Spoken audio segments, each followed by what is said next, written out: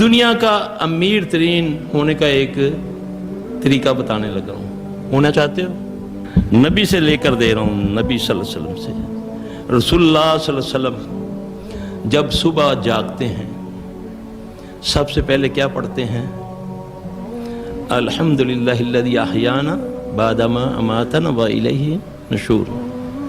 پھر اس کے بعد آپ پڑھتے ہیں لا الہ الا اللہ وحدہ لا شریک لہ لہ الملک ولہ الحمد یحیی ویمیت وہو حی لا یموت بیدہ الخیر وہو علی کل شیء قدیر.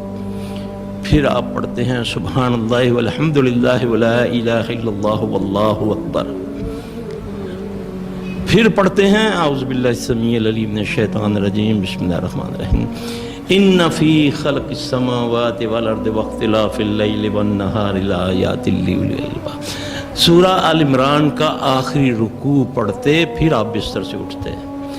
اللہ کے نبی صلی اللہ علیہ وسلم نے فرمایا کہ جس نے سورہ آل عمران کا آخری رکوع پڑھ لیا وہ دنیا اور مافیا میں جو کچھ ہے اس سے اس کے پاس بہتر ہے.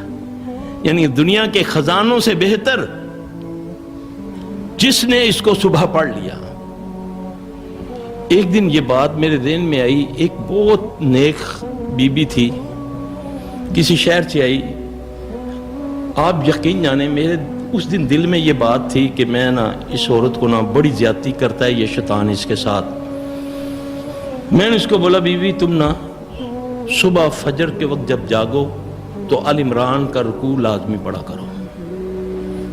کچھ دنوں کے بعد وہ میرے پاس آئی تو وہ حاضر ہو کے پتہ کیا کہتا ہے؟ مجھے گالی دیتا ہے وہ جن.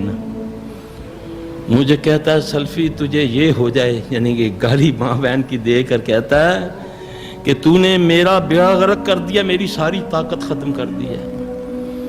کہتا ہے جب یہ رکوع پڑھ لیتی ہے سارا دن میں کیا میرا پنڈت زور لگا لیتا ہے ہم اس کے قریب نہیں جا سکتے.